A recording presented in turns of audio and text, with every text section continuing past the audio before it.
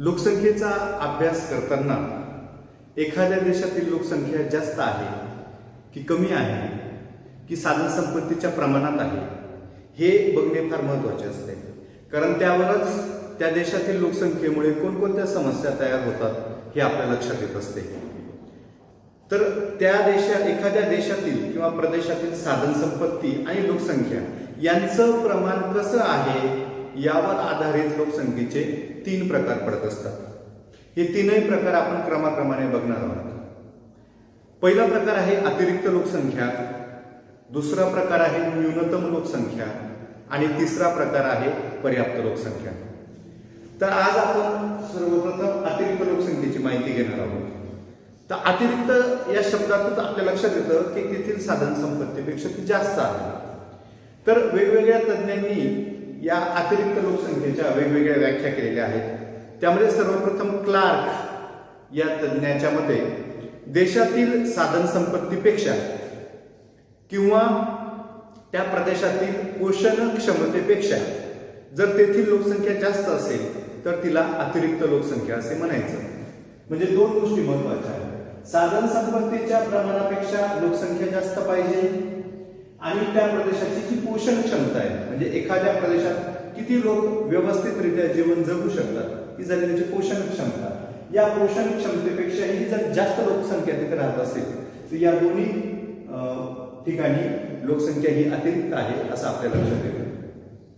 त्याच्यानंतर अजून एक व्याख्या जी सांगितली जाते अतिरिक्त लोकसंख्येची ती आहे देशात उपलब्ध नैसर्गिक साधन संपत्तीपेक्षा जर लोकसंख्या जास्त असेल किंवा एखाद्या देशातील साधन संपत्ती कमी आहे आणि तिचा उपभोग घेणारी लोकसंख्या जास्त आहे तर तिला देखील अतिरिक्त लोकसंख्या असे म्हणतात. पुढची एक व्याख्या आहे की साधन संपत्ती विकासासाठी आवश्यक जेवढी लोकसंख्या आहे त्याच्यापेक्षाही जर जास्त लोकसंख्या त्या प्रदेशात असेल तर तिला अतिरिक्त लोकसंख्या असे म्हणतात. म्हणजे प्रत्येक देशामध्ये किंवा प्रदेशामध्ये काही ना काही साधन संपत्ती असते. त्यातल्या त्यात आपण नैसर्गिक साधन संपत्तीचा विचार करतो. म्हणजे तिथे खनिज असतात, जंगल असतात, जलाशय म्हणजे पाण्याचे साठे असतात, मृदा असते, जमीन असते. तर या नैसर्गिक साधन संपत्तीचा विकास करावा लागतो. म्हणजे नुसती जमीन पण आहे आणि तिथं जर लोकसंख्या नसेल तर तिच्यापासून आपल्याला उत्पादन घेता येणार नाही. तर त्या साधन संपत्तीचा विकास करण्यासाठी जितकी लोकसंख्या आवश्यक आहे त्याच्यापेक्षाही जर जास्त लोकसंख्या तिथे असेल तर तिला देखील अतिरिक्त लोकसंख्या असे म्हणायचं. म्हणजे थोडक्यात आपलं काय लक्षात येतं की तेथील साधन संपत्तीपेक्षा लोकसंख्या जास्त पाहिजे, त्या प्रदेशाच्या पोषण क्षमतेपेक्षा लोकसंख्या जास्त पाहिजे, त्या नैसर्गिक साधन संपत्तीचा विकास करण्यासाठी जी लोकसंख्या आवश्यक आहे तिच्यापेक्षाही जास्त लोकसंख्या तिथे पाहिजे. तर या सगळ्या उदाहरणांमध्ये जी लोकसंख्या असते तिला आपण अतिरिक्त लोकसंख्या असे म्हणतो. ज्या प्रदेशांमध्ये अतिरिक्त लोकसंख्या असते त्या ठिकाणी नैसर्गिक साधन संपत्तीवर खूप ताण पडतो. उदाहरणार्थ आपल्या भारतात अतिरिक्त लोकसंख्या आहे, मग आपल्याकडे जी जमीन शेतजमीन ही जी साधन संपत्ती आहे याच्यावर खूप ताण पडतो. कारण अन्नधान्याची मागणी असते, मोठ्या लोकसंख्येला जगण्यासाठी अन्नधान्य आवश्यक असतं. जास्तीत जास्त उत्पादन कसं घेता येईल त्या जमिनीतून म्हणून आपण जमिनीचं खूप शोषण करत असतो. वर्षातून आपल्या पूर्वीचे जे लोक होते ते बघा की 2-3 वर्ष शेती केली की ती जमीन पडीक ठेवायची म्हणजे पुन्हा तिचा कस नैसर्गिकरित्या तिला मिळायचा आणि मग परत आपण त्याच्यावर शेती सुरू करायचो. मात्र आज अशी परिस्थिती आहे की वर्षातून 2 पिकं 3 पिकं कधी कधी 4 पिकं देखील त्या जमिनीतून काढले जातात. तिला अजिबात विश्रांती देत नाही. म्हणजे काय होतंय त्या नैसर्गिक साधन संपत्तीवर ताण पडतोय. पूर्वी आपण म्हणायचो भारतात खूप जंगल आहेत, पण जशी जशी लोकसंख्या वाढत गेली तसं तसं इंधनासाठी, फर्निचरसाठी, इतर घर बांधण्यासाठी वगैरे या किंवा शेती क्षेत्राचा विस्तार करण्यासाठी जंगल तोडण्यात आले. आता या जंगल साधन संपत्तीवर खूप ताण पडलेला आहे. तर अशा रीतीने किंवा आपले पाण्याचे साठे हे एकतर दूषित झालेले आहेत किंवा भूजलाचा उपसा देखील मोठ्या प्रमाणात झालेला आहे. म्हणजे नैसर्गिक साधन संपत्तीवर ताण पडतो. जिथे जिथे अतिरिक्त लोकसंख्या आहे तेथे नैसर्गिक साधन संपत्तीचं शोषण होत असतं, पर्यावरणावर ताण पडत असतो. आणि एवढं करून देखील तिथे जी लोकसंख्या आहे त्यातल्या बऱ्याचशा मोठ्या लोकसंख्येला मूलभूत गरजा भागवण्यामध्ये अडचणी येत असतात. आपल्याला माहिती आहे अन्न, वस्त्र, निवारा, शुद्ध हवा, शुद्ध पाणी या मानवाच्या मूलभूत गरजा आहेत आणि या गरजा पूर्ण होण्यामध्ये वेगवेगळ्या अडचणी तयार होतात जिथे अतिरिक्त लोकसंख्या आहे तिथे. आज जगामध्ये आग्नेय आशियाई देश आहेत, बरेचसे आशियाई जे देश आहेत त्याच्यामध्ये उदाहरणार्थ भारत, पाकिस्तान, चीन, श्रीलंका, बांगलादेश, ब्रह्मदेश आणि आफ्रिकेतले बरेचसे देश या ठिकाणी आपल्याला प्रामुख्याने अतिरिक्त लोकसंख्या ही आढळत असते. आता या अतिरिक्त लोकसंख्येचे दोन प्रकार आहे, हे फार महत्वाचे आहे. बऱ्याच वेळा शॉर्ट नोटला हे प्रकार विचारले जातात. तर अतिरिक्त लोकसंख्येचे दोन प्रकार आहेत. पहिला आहे निरपेक्ष अतिरिक्त लोकसंख्या. निरपेक्ष अतिरिक्त लोकसंख्या म्हणजे एखाद्या देशात साधन संपत्ती कमी आहे, मुळातच कमी आहे आणि त्याच्यामुळे तेथील लोकसंख्येला पुरेशा प्रमाणात त्या साधन संपत्तीवर तिचं पोषण होत नाही. तर अशा वेळेला आपण तिला म्हणतो निरपेक्ष अतिरिक्त लोकसंख्या. म्हणजे मुळातच साधन संपत्ती कमी आहे, म्हणजे तुम्ही जास्तीत जास्त वापर करून देखील ती कमी पडते आहे. जेव्हा एखाद्या देशातील साधन संपत्तीच्या तुलनेत त्या देशाची लोकसंख्या अधिक असेल तर त्या लोकसंख्येला निरपेक्ष अतिरिक्त लोकसंख्या असे म्हणतात. दुसरा प्रकार काय आहे, सापेक्ष अतिरिक्त लोकसंख्या. आता इथं व्यवस्थित लक्ष द्यायचंय की एखाद्या देशात साधन संपत्ती आहे, पुरेशा प्रमाणात आहे, मात्र तिचा व्यवस्थित वापर न झाल्यामुळे लोकसंख्येचं जर पोषण होत नसेल किंवा लोकसंख्येच्या गरजा भागवल्या जात नसतील तर त्या लोकसंख्येला सापेक्ष अतिरिक्त लोकसंख्या असे म्हणतात. म्हणजे इथे लोकसंख्या अतिरिक्त वाटते, साधन संपत्तीच्या तुलनेत लोकसंख्या अतिरिक्त वाटते. पण ती का वाटते, तर त्या साधन संपत्तीचा व्यवस्थित वापरच होत नाही. साधन संपत्ती आहे त्या देशाकडे, मात्र तिचा वापरच केला नाही, तर मग एवढ्या मोठ्या लोकसंख्येला कसं काय पोहोचता येईल. उदाहरणार्थ आपल्याकडे खूप शेत जमीन आहे, सुपीक शेत जमीन आहे, पण आपण तिथं कष्टच केले नाही, तर मग त्याच्यातून उत्पन्न कसं काय निघेल. मग आपल्याला वाटेल की आपली लोकसंख्या जास्त आहे, आपल्या कुटुंबाची संख्या जास्त आहे. तर अशा रीतीने मुख्य फरक लक्षात घ्यायचा. निरपेक्ष अतिरिक्त लोकसंख्येमध्ये मुळातच साधन संपत्ती कमी असते आणि सापेक्ष अतिरिक्त लोकसंख्येमध्ये साधन संपत्ती असते, मात्र तिचा व्यवस्थित वापर होत नाही, नियोजनाने वापर होत नाही, म्हणून लोकसंख्या अतिरिक्त वाटते. मग तिला सापेक्ष अतिरिक्त लोकसंख्या असे म्हणतात. आता आपण अतिरिक्त लोकसंख्येचा अर्थ बघितला, अतिरिक्त लोकसंख्येचे प्रकार बघितले. आता इथे आपण त्याचे फायदे बघणार आहोत.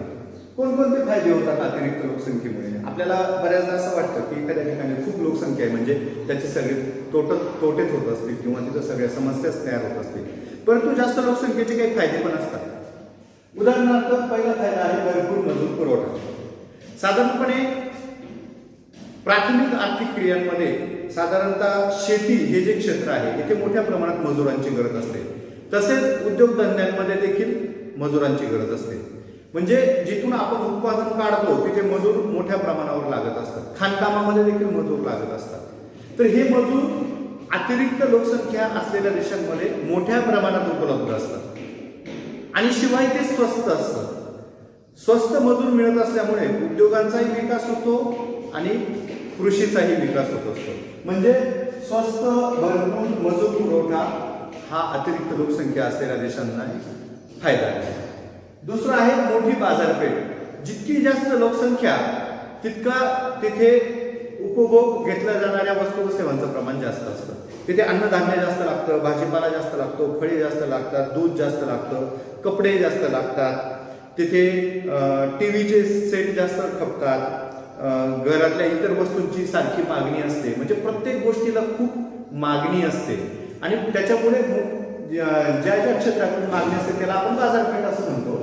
तर अशी मोठी बाजारपेठ उद्योगधंद्यांना अतिरिक्त लोकसंख्या असलेल्या देशामध्ये उपलब्ध असते. आणि त्याच्यामुळे काय होतं की एखाद्या उद्योगाला दुसऱ्या देशात निर्यात करण्यावर अवलंबून राहावं लागत नाही. म्हणजे जरी आपण निर्यात केली नाही तर देशातच एवढी मागणी आहे की तिथूनच त्याला नफा मिळू शकतो. तिसरा जो फायदा आहे तो कृषीवर आधारित उद्योगांची वाढ. कृषीवर आधारित उद्योग म्हणजे की कृषीवर आधारित दोन प्रकारचे उद्योग असतात. कृषीला लागणारे उद्योग उदाहरणार्थ ट्रॅक्टर उद्योग, खत उद्योग, कीटकनाशकांचा उद्योग, हे सगळे ह्या सगळ्या गोष्टी शेतीसाठी आवश्यक आहेत.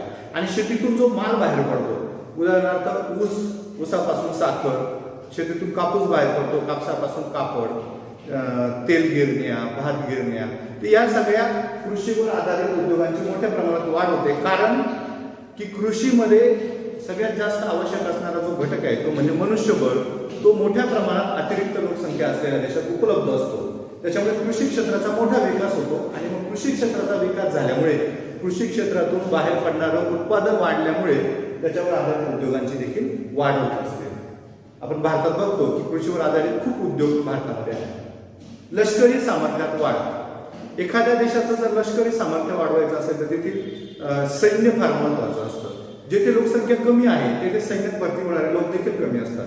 मात्र जेथे लोकसंख्या अतिरिक्त आहे, जास्त आहे, जिथे रोजगारांची कमतरता असते, अशा वेळेला जास्तीत जास्त लोक सैन्य भरतीमध्ये प्रयत्न करत असतात. आणि त्यामुळे अशा देशांचे जे सैन्य असतं हे खूप प्रचंड मोठं सैन्य असतं.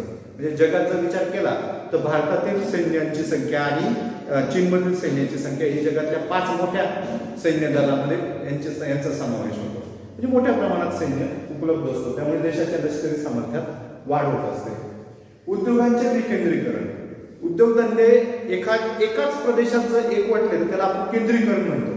मात्र संपूर्ण प्रदेशामध्ये, संपूर्ण देशामध्ये ठिकठिकाणी जर उद्योगधंद्यांचा विकास झाला तर त्याला आपण उद्योगाचं विकेंद्रीकरण म्हणतो. तर अतिरिक्त लोकसंख्या असलेल्या देशांमध्ये प्रामुख्याने उद्योगाचं विकेंद्रीकरण करण्यामध्ये चांगली परिस्थिती असते. कारण का? कारण सगळ्याच देशभर अतिरिक्त लोकसंख्या असल्यामुळे तेथे मोठ्या प्रमाणात स्वस्त मजूर पुरवठा असतो. स्वस्त आणि भरपूर मजूर पुरवठा असतो. शिवाय बाजारपेठ देखील उपलब्ध असते आणि त्याच्यामुळे कुठेही उद्योगधंदा काढला तरी तिथे तुम्हाला मजूर मिळणार आहे आणि तुमचा माल देखील खपणार आहे. त्याच्यामुळे उद्योगांचं विकेंद्रीकरण करणं हे जास्त सोपं होत असतं अतिरिक्त लोकसंख्या असलेल्या देशांमध्ये. आणि शेवटचा फायदा म्हणजे साधन संपत्तीचा विकास. ही देशामध्ये जी नैसर्गिक साधन संपत्ती असते, समजा खनिज असते, जमिनीच्या पोटामध्ये खनिज आहे तर ती तिथून काढणे याच्यासाठी मोठ्या प्रमाणात मजुरांची गरज असते. जमीन आहे ही सुद्धा साधन संपत्ती आहे, तिच्यापासून अन्नधान्याचं उत्पादन काढणे तर याला देखील मनुष्यबळाची गरज असते. तर अशा रीतीने साधन संपत्तीचा विकास करण्यासाठी मनुष्यबळ गरजेचं असतं आणि हा अतिरिक्त लोकसंख्या असलेल्या देशाचा फार मोठा फायदा आहे. आता आपण अतिरिक्त लोकसंख्येमुळे कोणकोणत्या समस्या तयार होतात किंवा त्याच्या अतिरिक्त लोकसंख्येचे कोणते तोटे आहेत हे आपण आता बघू. सर्वप्रथम पहिली जी अत्यंत महत्वाची समस्या अतिरिक्त लोकसंख्येमुळे तयार होते ती आहे मूलभूत गरजा न भागणे. अन्न, वस्त्र, निवारा, हवा आणि पाणी ह्या आपल्या मानवाच्या मूलभूत गरजा आहेत आणि त्या चांगल्या रीतीने पूर्ण होत नाही. बरीच मोठी लोकसंख्येचा बराच मोठा जो भाग असतो ज्याला या गोष्टी चांगल्या प्रमाणात मिळत नाही, चांगल्या दर्जाच्या मिळत नाही. म्हणजे अनेक लोकांचं इथे कुपोषण होतं, काही वेळा बळी देखील पडतात. मोठ्या लोकसंख्येला एक वेळचं अन्न मिळत नाही, पुरेसे वस्त्र मिळत नाही, चांगल्या ठिकाणी शिक्षण मिळत नाही, आरोग्य मिळत नाही, हे सुद्धा नंतर समस्या तयार होत असतात. तर मूलभूत गरजा न भागणे ही अतिरिक्त लोकसंख्येची फार मोठी समस्या आहे. पुढची आहे व्यापार असमतोल. की मोठ्या देशामध्ये जे उत्पादन निघतं हे देशातच संपून जातं, मोठ्या लोकसंख्येलाच ते वापरलं जातं.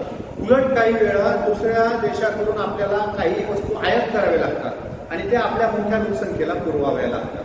त्याच्यामुळे ज्या ज्या देशामध्ये अतिरिक्त लोकसंख्या आहे त्या देशांची आयात जास्त आणि निर्यात कमी आहे. ज्यावेळेस अशी परिस्थिती तयार होते त्याला व्यापार असमतोल असं म्हणत असतात. आंतरराष्ट्रीय व्यापारातला तो असमतोल असतो. चांगल्या देशाची आर्थिक प्रगती होण्याच्या दृष्टीने आपली निर्यात जास्त पाहिजे आणि आयात कमी पाहिजे. मात्र जर अतिरिक्त लोकसंख्या असेल तर तिच्या गरजा भागवण्यासाठी आपल्याला बाहेरून माल आणावा लागतो, म्हणजे आपली आयात जास्त होते आणि निर्यात कमी होते आणि त्यामुळे व्यापारामध्ये असमतोल तयार होत असतो. तिसरी समस्या आहे दरडोई उत्पन्नात मंदगतीने वाढ होते.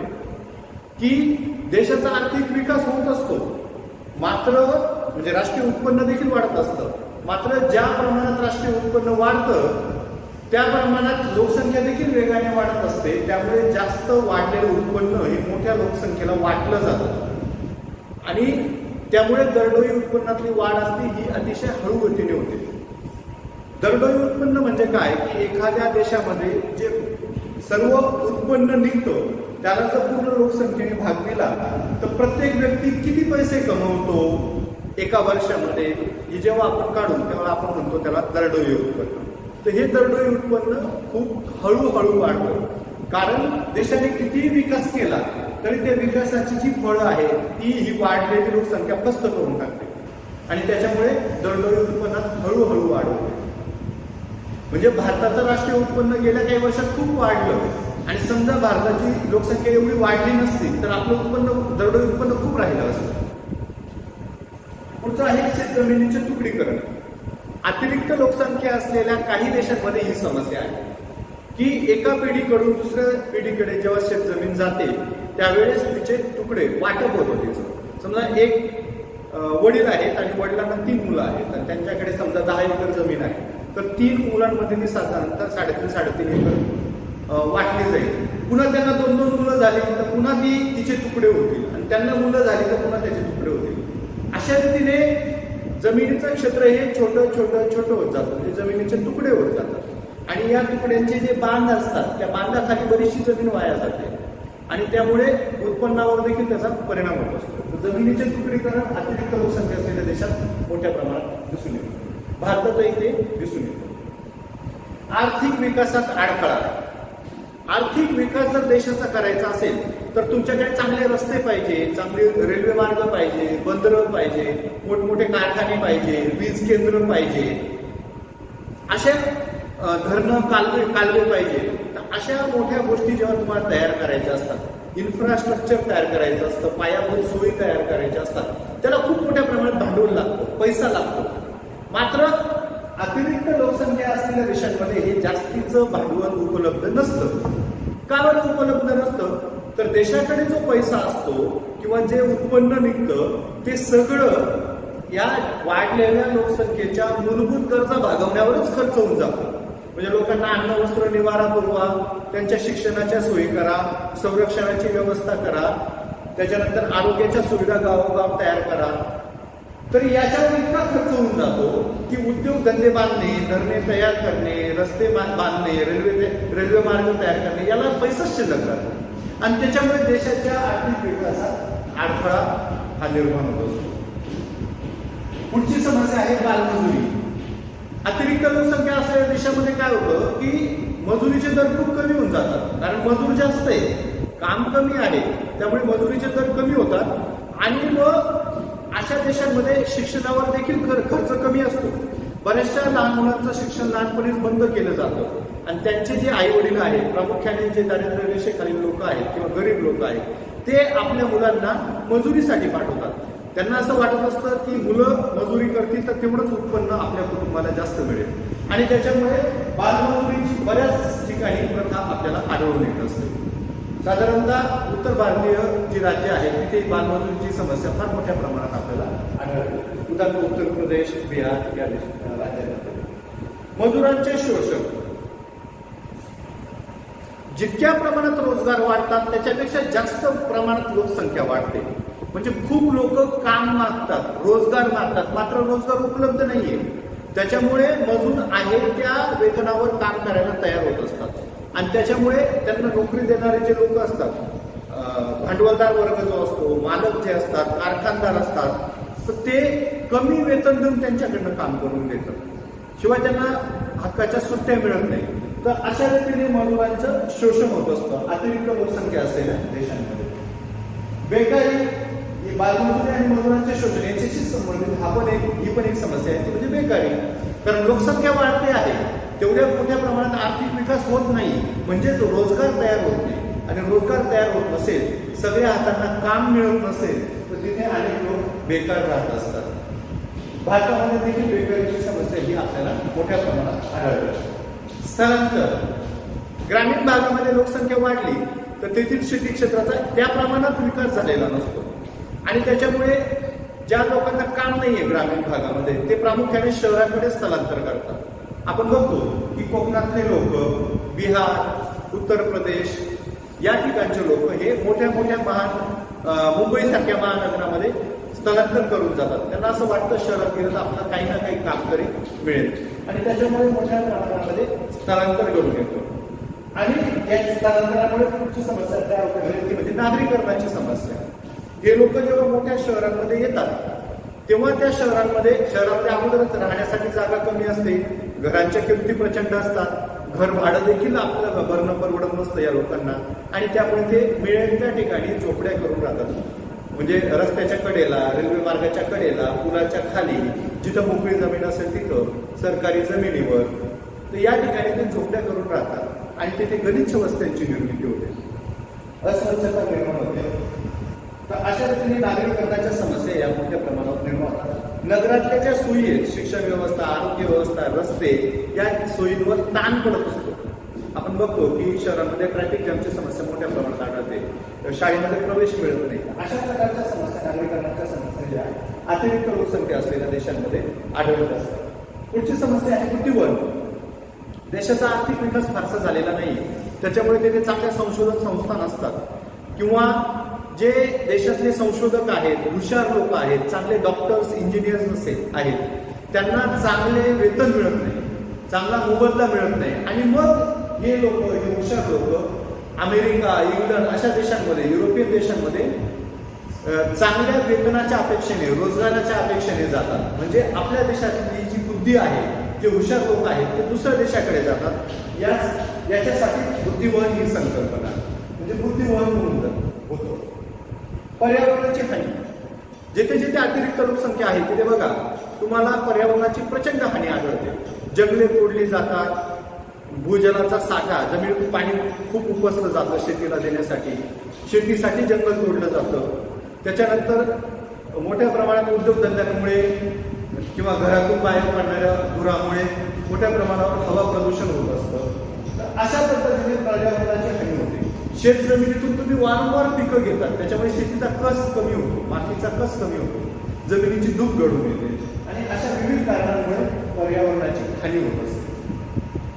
आणि अतिरिक्त लोकसंख्या असलेल्या प्रदेशामध्ये, देशामध्ये जीवन जगण्यासाठी खूप मोठी स्पर्धा आहे, आणि म्हणजे रोजगार मिळवण्यासाठी स्पर्धा, दैनंदिन गरजा भागवण्यासाठी स्पर्धा, आणि या स्पर्धेमुळे सामाजिक अस्वास्थ्य निर्माण होतं. समाजामध्ये मोठ्या प्रमाणात गुन्हेगारी तयार होते. जर तुम्हाला रोजगार मिळाला नाही आणि खायला देखील अन्न नसेल, अशा वेळी बरेचसे लोक हे वाईट मार्गाकडे वळतात. वाईट मार्गाने चोऱ्या करून, दरोडे टाकून किंवा खून करून जास्तीत जास्त दुसरीकडून कसा पैसा मिळवता येईल याकडे त्यांचं लक्ष असतं. अपहरण करून, खंडणी मागणे, अशा प्रकारचे गुन्हे वाढतात आणि त्याच्यामुळे समाजामध्ये अस्वास्थ्य निर्माण होत असतं. तर जिथे जिथे अतिरिक्त लोकसंख्या आहे या सगळ्या प्रकारच्या समस्या या निर्माण होत असतात. त्याच्यामुळे लोकसंख्येवर नियंत्रण ठेवणं, आपल्या देशामध्ये जेवढ्या प्रमाणात नैसर्गिक साधन संपत्ती आहे त्याच्याच प्रमाणात लोकसंख्या कशी राहील याकडे लक्ष देणं हे फार महत्वाचं असतं.